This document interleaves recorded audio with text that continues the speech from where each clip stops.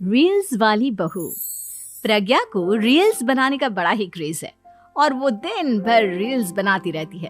खाते पीते घूमते फिरते घर में कॉलेज में रील्स बनाने के कारण प्रज्ञा पूरे कॉलेज में हाईलाइटेड है।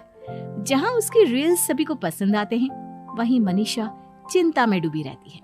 एक रोज जब खाते हुए प्रज्ञा रील्स बना रही होती है, तब मनीषा कहती है, 1 मिनट भी चैन नहीं है इस लड़की को।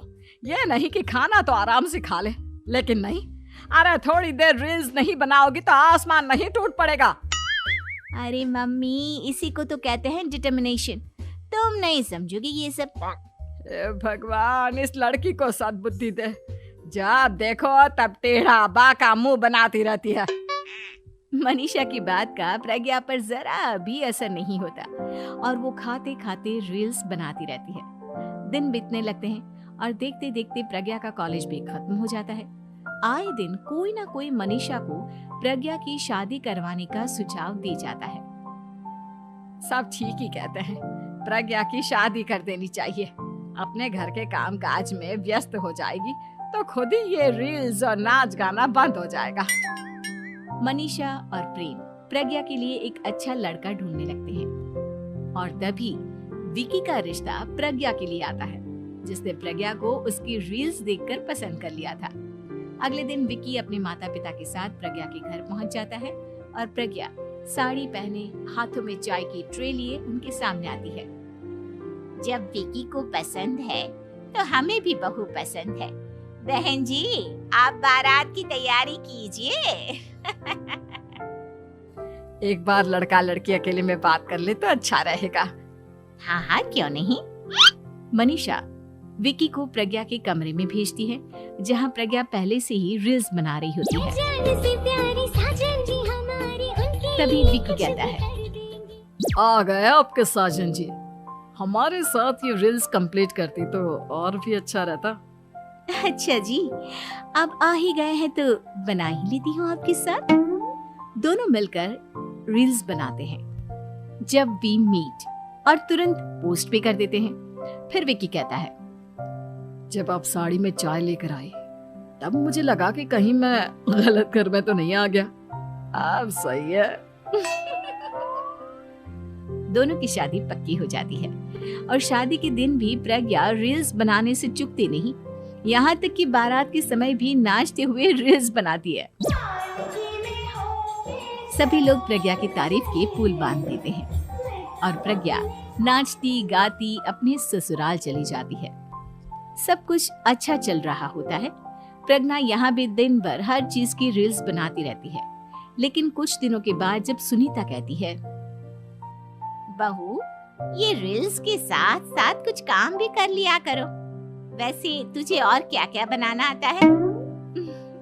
मम्मी जी, वैसे तो सब कहते हैं कि मैं सब कुछ अच्छा बनाती हूँ, लेकिन मुझे लगता है कि मैं मैगी अच्छा बना लेती हूँ। हाँ, कॉफी भी अच्छा बना लेती हूँ और मुंह तो सबसे अच्छा बना लेती हूँ। हैं? अच्छा अच्छा। सुनीता अपना माथा पकड़ लेती है और कहती है, बहू, कुछ खाना बनाना भी सीख लेती। मम्मी जी, मैं लंबी प्लानिंग कर रही हूँ। जल्दी ही मैं इतनी फेमस हो जाऊंगी कि मुझे पैसे मिलने लगेंगे। हम दोनों सास बहू राज करेंगे, राज। नौकर काम करेंगी और लोगों की तो लाइन लगेगी हमसे मिलने के लिए। तेरा दिमाग खराब हो गया है क्या बहू? हंसी मजाक तक ठीक है, लेकिन इस तरह घर नहीं चलते। जितना जल्दी हो इस घर के तौर तरीकों को सीख लो। प्रज्ञा मुंह घुमाकर चली जाती है और तुरंत उसी वक्त एक रील बनाती है। ये देख सुनीता का गुस्सा 7वें आसमान पर चला जाता है और विकी के घर आती ही सुनीता उसे सब कुछ बताती है। विकी भी अब प्रज्ञा की इन हरकतों से परेशान हो जाता है। तुम टेंशन मत लो मम्मा, मैं देख लूंगा। विकी कमरे में जाता है तो देखता है कि प्रज्ञा रील्स बना रही है। विकी बड़े ही प्यार से प्रज्ञा से कहता है, प्रज्ञा, इन सब के लिए मैं तुम्हें मना नहीं कर रहा हूँ, लेकिन फिर भी हर वक्त तो ये अच्छा नहीं लगता ना। समझने की कोशिश करो, मुझे भी तुम्हारा थोड़ा वक्त चाहिए। मैं जब ऑफिस से आता हूँ तो मुझे समय देने की जगह इसी में लगे रहते हो। तुम ज्यादा ही सोच रहे हो। तुम भी मेरे साथ रील्स बनाओ ना, तुम्हें भी बहुत अच्छा लगेगा। तुम्हें इज्जत से कोई बात समझ में नहीं आती क्या? दिमाग खराब हो गया है तुम्हारा इस चकाचौंध से। अगर तुमने अपना रवैया नहीं बदला तो मैं तुमसे दूर चला जाऊंगा। तुम ही रिश्ता लेकर आए थे, मुझे लड़कों की कमी नहीं थी और ना आज है।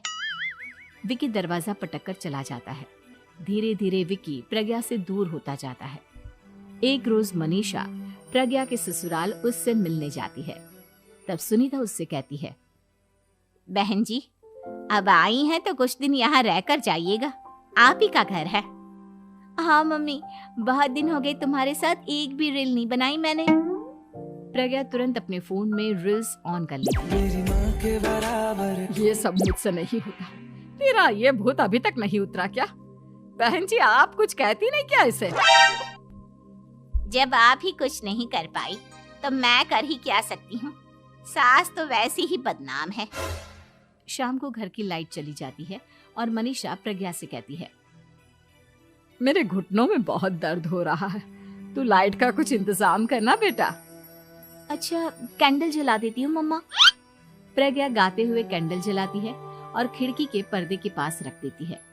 मनीषा जिसे बहुत दर्द हो रहा है वो सो जाती है और प्रज्ञा हमेशा की तरह अपने रील्स में लग जाती है।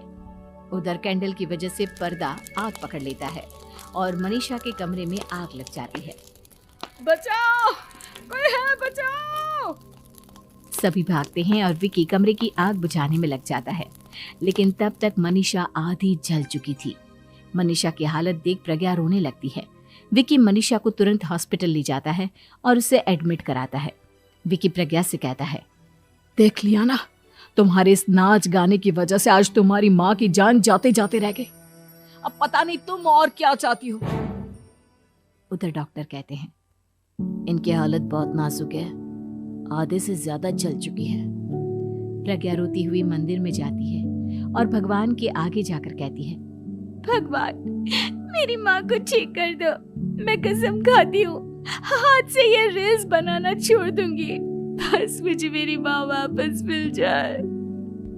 2 दिन बीत जाते हैं और मनीषा खतरे से बाहर आ जाती है। पेशेंट अब ठीक है, आप लोग उनसे मिल सकते हो। सब कोई मनीषा से मिलता है और प्रज्ञा सबके सामने अपना फोन तोड़ देती है। मुझे माफ कर दो मम्मा, मैंने तुम लोगों की बातों को नजरअंदाज किया। बेटा कोई भी चीज जरूरत से ज्यादा खराब है। मैंने तुम्हें रील्स बनाने से कभी मना नहीं किया, लेकिन हर वक्त एक ही चीज तो सही नहीं है। मैं समझ गई हूँ मम्मा, आई एम सॉरी। प्रज्ञा उस दिन से रील्स बनाना छोड़ देती है और पूरी तरह से अपने घर में लग जाती है।